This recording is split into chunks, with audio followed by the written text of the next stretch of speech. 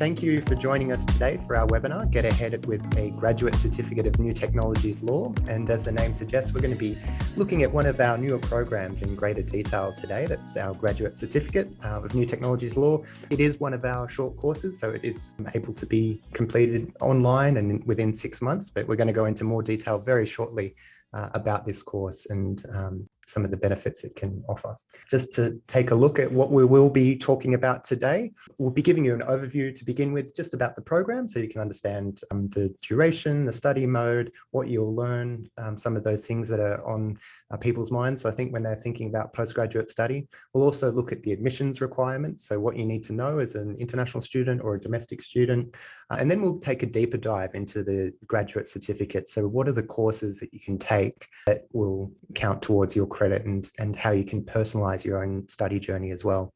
After that, we'll also be touching on how you can actually leverage your graduate certificate to continue your studies and complete a Master of Laws, our LLM.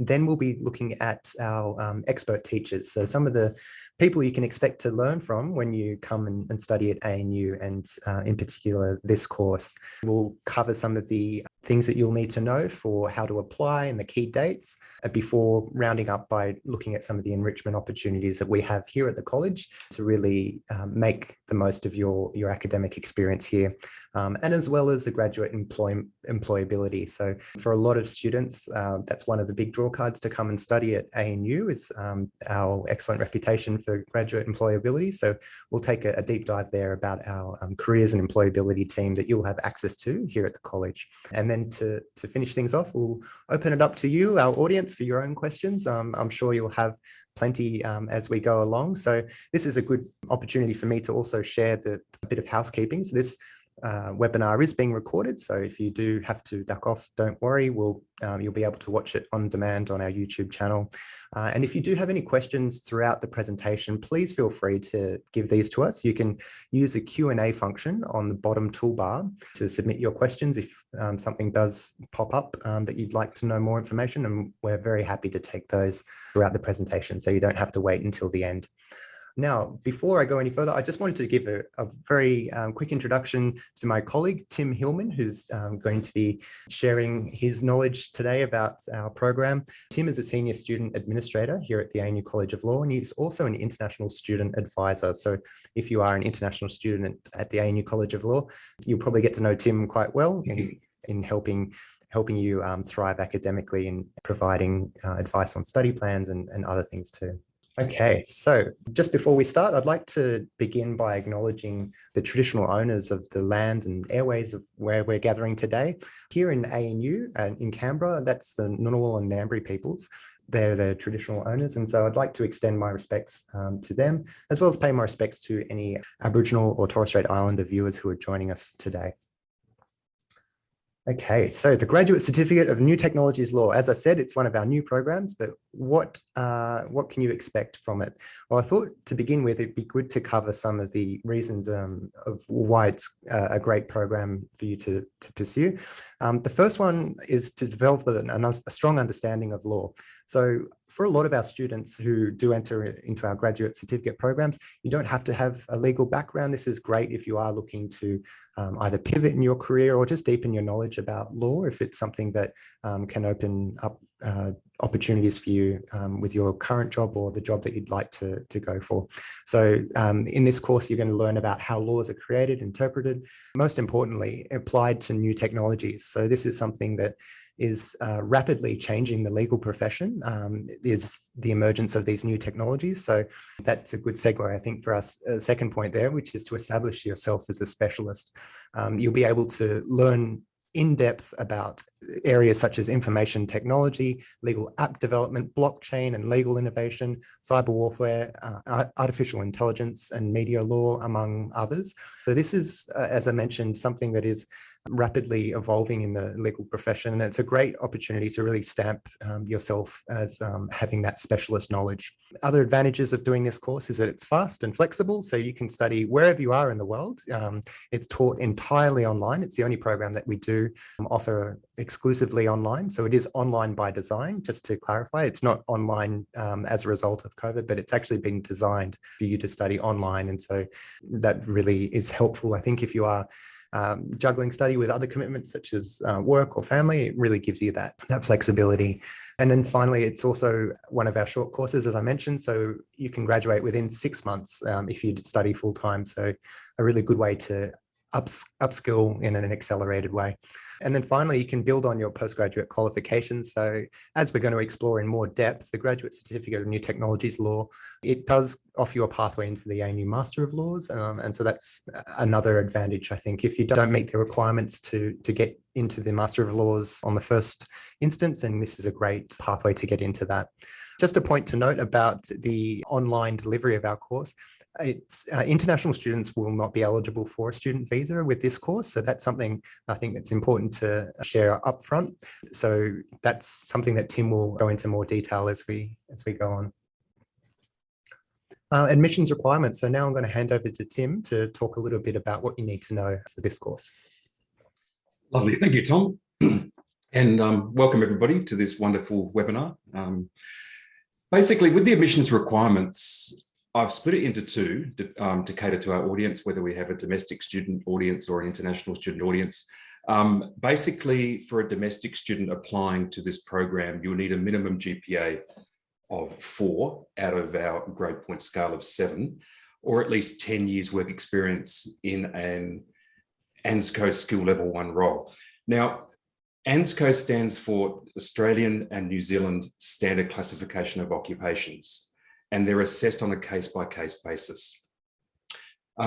Basically, to give you an overview, to meet a level 1 role, these are occupations around graphic design, engineering, web design, architecture, and accounting, just amongst other roles.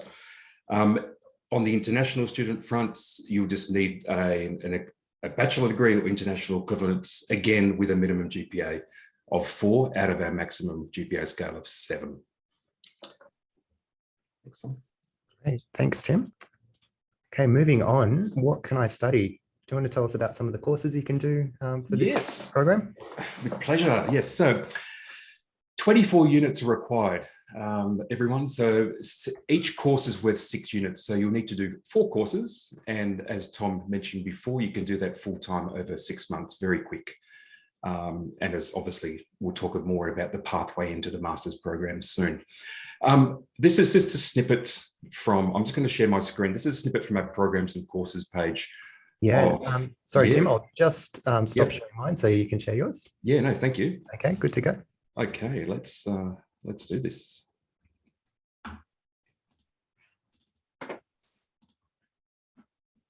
Okay, so this, if you can see my URL up here, everyone, if you just like to take note of the programs and courses, this is or we can put it onto the chat.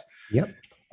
Just a little shortcut. Otherwise, you just go programs and courses and you can find this program by typing it in the search, but this is just an easier way to find it, which we'll share with you. These are the courses that you'll need to do. So 24 units. So we know each course is worth 6 units. So 4 courses, everyone, 4 courses from this suite of offerings. Okay. Please note too, some years, so for example, this year, space law and governance wasn't taught. It doesn't mean it won't be taught next year. So some offerings are on a year-by-year basis, or they sort of skip a year and they come back. So once you're in the program, it's a really good idea to work out which courses are being offered for a particular session or semester. I'll talk more about what sessions are soon, sessions or semester, by clicking on these links. Good thing to note here is that every year we do add 1 to 2 new courses, and I can tell you now that you're the first audience to know this. We're going to be offering a brand new course in this program called Cryptocurrencies and the Law. Exciting stuff. We haven't got a course code yet, but it is coming in 2023. So we're very excited to be delivering that program under the Graduate Certificate of New Technologies Law. I just want to share something else with you. We do have and again, we can put this URL in the chat section for you. Please keep note of this, guys. This is a fantastic course search function that we have through ANU College of Law.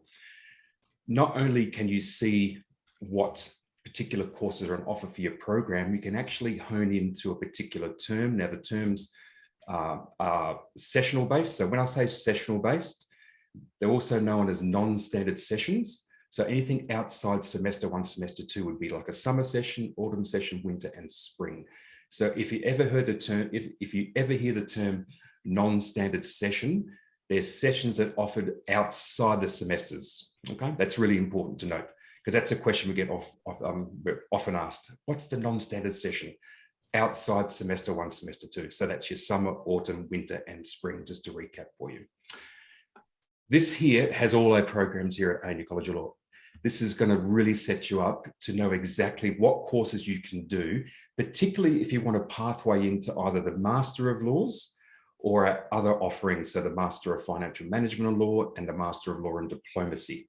Okay. So let's pretend, by the way, 2023 won't be active until later in the year, probably looking at September, October. So you can come in here. Obviously, those courses and those offerings are still being determined for next year. So let's focus on the current year.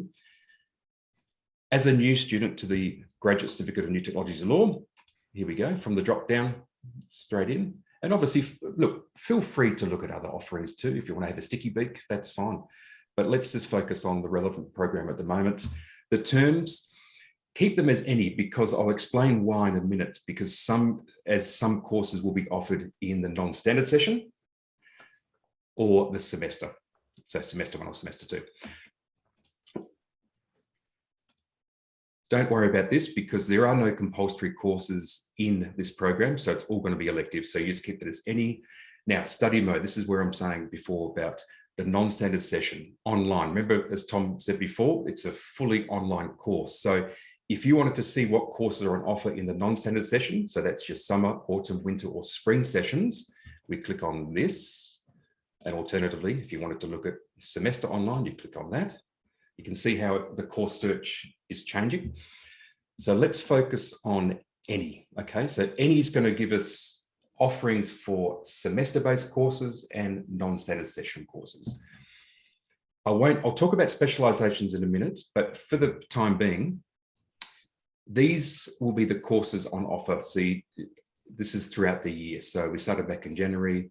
You can actually scroll down to winter, because we're in the winter session now, just before semester 2 starts. So if you were a current student looking for an offering under this program in winter, here are your 2 courses here. This is so much more streamlined. Programs and courses is a great general guide, but this one will really hone in. And if anything does change, we're the first to update our course search page before programs and courses. So this is a great little URL to keep for future reference. We actually manage this directly at the college, whereas programs and courses is managed centrally through the university. So you can see, you can click on the course convener.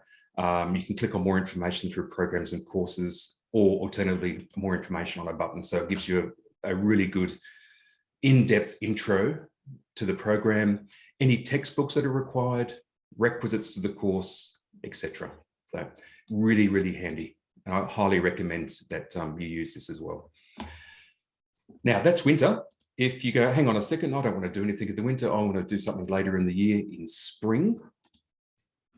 Here's our spring offerings. Also to mention, course start dates, finish dates, any intensive teaching date. Now, when we say intensive teaching, because we're online, this will be online intensive. So it'll be like 9 to 5 via Zoom usually at these particular dates and the timings. Now, timings, don't worry, this is not until September, for example. These timings would change accordingly. So you'd know at least 2 to 3 weeks before the course starts. Okay.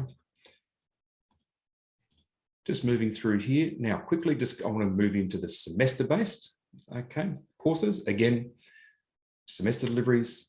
These are all going to be stock standard start finish times, because the semester dates are stock standard across the university. 21 Feb to 27 May, and then nothing in the second semester. So this will actually tell you, until we change the second semester, There we go. So 25 July, that's the set start date for semester 2, and 28 October is the set end date for semester 2. Okay, it gets better. Now, you're probably wondering, okay, if I do this program, how can I get credit if I pathway across to the Master of Laws or our other 2 masters, which are co-shared with other colleges? So we also have the Master of Law and Diplomacy and the Master of Financial Management and Law. This is where the specialization comes in, because if you wanted to pathway, let's just pick on the Master of Law and Diplomacy. There's one specialization called International Law that will get you the full 24 units of credit into that program. However, you need to select the specialization, which I just did here, International Law Postgraduate, so postgrad. So these are the courses that if you did under the Graduate Certificate of New Technologies Law, completed these courses, any of these offerings, you will get automatic credit when you pathway into the Master of Law and Diplomacy. Okay. Okay, if you said, look, I just want to do a straight ANU Master of Laws, then you go there is no specialization requirements, which is great news. You can do any of the offerings in the Graduate Certificate of New Technologies Law, and your 24 units will count across to a straight ANU Master of Laws. Last one is the Master of Financial Management and Law. If you decided, look, I'm thinking of pathwaying to that program, on the completion of this program, you would need to do courses under the Private Commercial Law specialization. There's quite a bit offering. So this is just a recap. Transferring or pathwaying in to the ANU Master of Laws, you can do any of the offerings under the Graduate Certificate of New Technologies Law. However, just be very careful. If you pathway into the Master of Law and Diplomacy or the Master of Financial Management and Law, it's either the International Law specialization requirements, course requirements, or Private Commercial Law. More details. This is actually on the particular program pages on programs and courses. So if you looked into the Master of Financial Management and Law or the Master of Law and Diplomacy, you would see the particular specializations required. Okay, we'll move on, I think, Tom. Yeah, great. Thank you, Tim. That was a really useful demonstration there. There's been a question that's just come through, and it's just regarding the courses that we offer, and I suppose how they do sort of change from each study period to each study period. So next year, as you mentioned, we'll have some new courses that'll be available. Yes. I suppose the point here is that these courses are kind of subject to the availability of having our experts to teach them as well. So it's not necessarily that these are offered all year round and year after year. It does sort of depend, I think, on our academics. If you'd like to maybe just look at that question, you could maybe respond to our questioner in more detail in the Q&A chat. That would be great. And if you stop sharing your screen, I'll resume our presentation. Yes, absolutely. Yeah, thank you. Thanks, Tim. Okay, so back we go. So that was a great overview there of the course search tool that we have and some of the programs, some of the courses that you can take within the graduate certificate. I suppose the other big point to emphasize here is that it's very personalized. So having all those courses that you've just seen there and being able to choose the ones that appeal to you most, whether that's your personal interests or your career aspirations, I think that is another big advantage of the program. Okay, so we've just taken a look there about how you can choose these courses if you do have that in mind about doing the Master of Laws. So thanks, Tim, for doing that. I'd like to now kind of have a look at some of the people that you can expect to learn from when you come to study this course. So just a few of our stars when it comes to our scholars. One of them is Honorary Professor Bill Boothby, who teaches cyber warfare law, strategic issues in the law of armed conflict, nuclear weapons law, and the law of weaponry and targeting. So Bill Boothby is a retired Air Commodore in the UK Air Force, but he's also known as one of the leading authorities when it comes to cyber warfare law, and he was influential in the drafting of the Talon Manual of the law of cyber warfare. So that's kind of considered the holy grail when it comes to how international law is applied to cyber warfare. And I've actually included there a couple of student insights. I thought, who better to kind of comment on the teaching experience and our students themselves. So this is from a survey that we did, and you can see there that he's very popular among our students. So that's a great endorsement there. Okay, looking at some others, we've got Associate Professor Pauline Bomble, who is the convener of our Work in the Gig Economy course, Labour Law, Foundations of Australian Law and Tort Law. Dr. Bomble is also a fellow at the Harvard Law School, and her research interests include employment law, labour law, and of course, law and technology. And she is a leading authority too, with her work, her research having been cited by some of the top courts in Australia, and has also won a lot of awards here at ANU for her teaching. And finally, we've got Dr. Damien Clifford, who teaches cyber law, contract law, and artificial intelligence law and society. He's actually got a book forthcoming on that very topic, which will be out soon, The Legal Limits to the Monetization of Online Emotions. And he's also an associate researcher at the Information Law and Policy Centre at the University of London.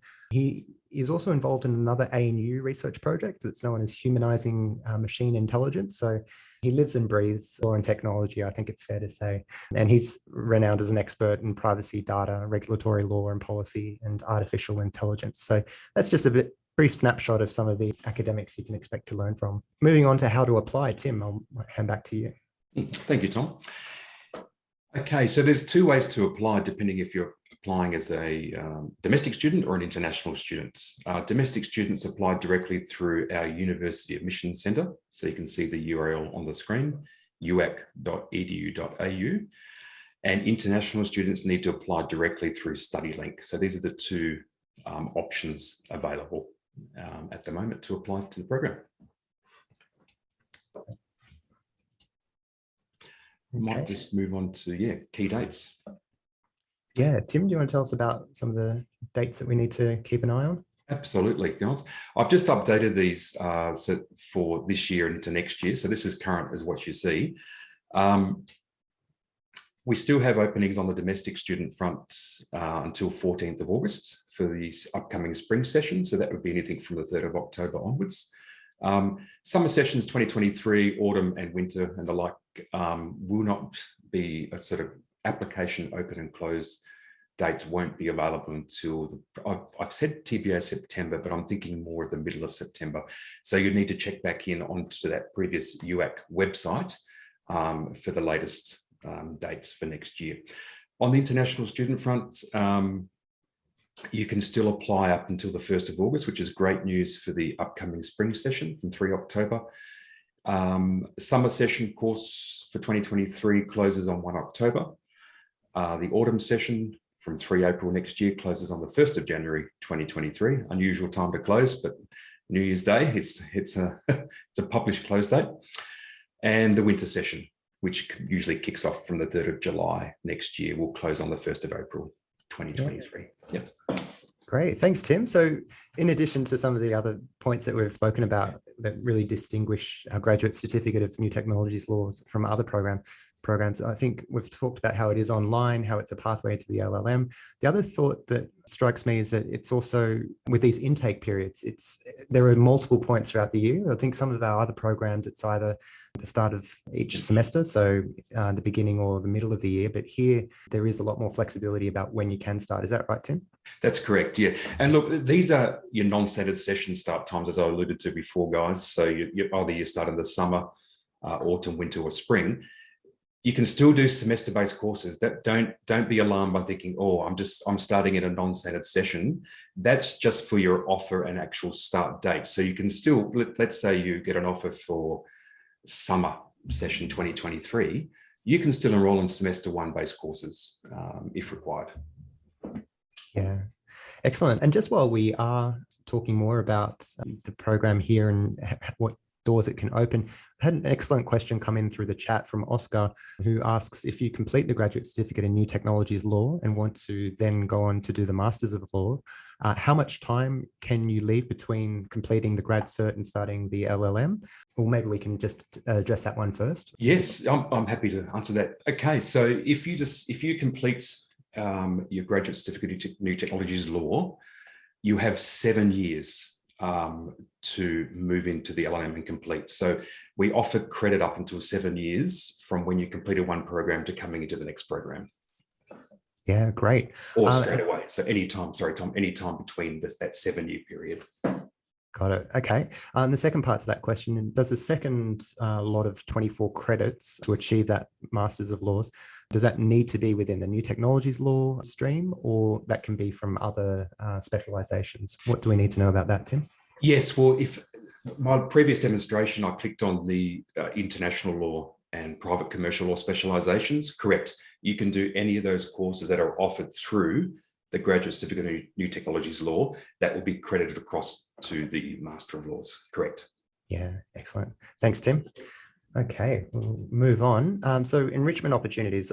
Another, I think, advantage of coming to study any program at the ANU College of Law is that there is a very dynamic co-curriculars and other opportunities to really pursue your interests outside of the lectures. So some of the things that you can do that I think would appeal to our students that are drawn to the law and technology. We've got a research journal that's actually student run. So that's the ANU Journal of Law and Technology, or JOLT. So if you do find that something that you're working on as part of your study that is a real research interest for you, you can take that a step further and even have it published in a journal, or you can also contribute as a student editor too. The other side of things that's really appealing for our students and makes their lives quite enriching on the side of their studies is the competitions that we offer. So there are hackathons, which our students have participated in the past, where they have to develop a legal app within a short time frame. And so those are great experiences for working in a high pressure environment and being able to work as a team to develop these solutions to quite interesting and topical problems. And then, of course, mooting, which is ANU College of Law has a very proud tradition when it comes to mooting in the big moots like the Jessup International Law Moot. But we've also got one that we established in partnership with the law firm Herbert Smith's Freehills, which is a HSF computational law e-moot. So that surrounds a problem that would concern law and technology, and that's done online. And so you can compete against students from other universities throughout the Asia Pacific in that competition. Finally, as I mentioned,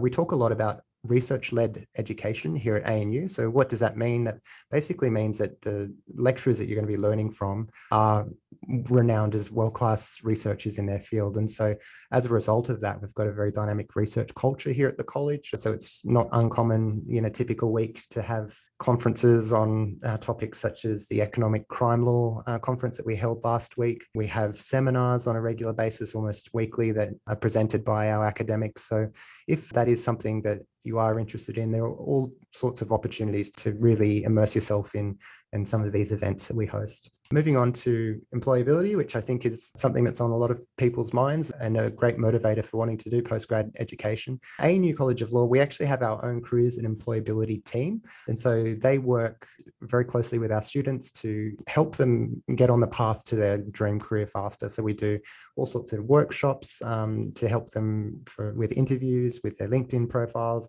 with their resumes. We have a fortnightly newsletter that's sent out by a careers and employability team, where they'll inform our students about opportunities that they can take to get a foot in the door in the profession, whether that's working as a paralegal or working as an associate for a judge.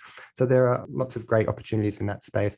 Tim, is there anything else that the careers and employability team does, that just knowing that you work quite closely with them?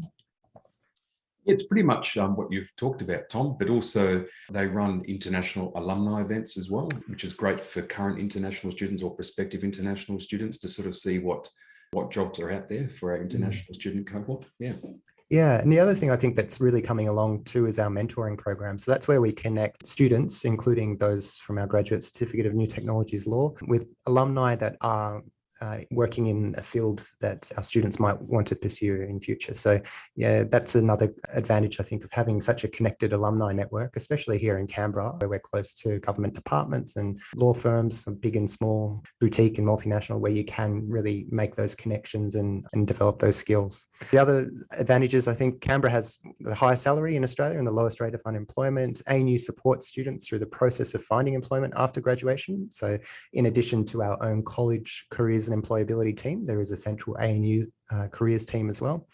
And we've got a great reputation too, as far as our students employed full-time, very close to after their graduations. We've had some great questions already, but I just wanted to open it up to anybody who would like to ask any questions about anything they've heard today about our Graduate Certificate of New Technologies Law. If you do have any questions, please feel free to pop them in the chat or the Q&A. We'll keep an eye on that.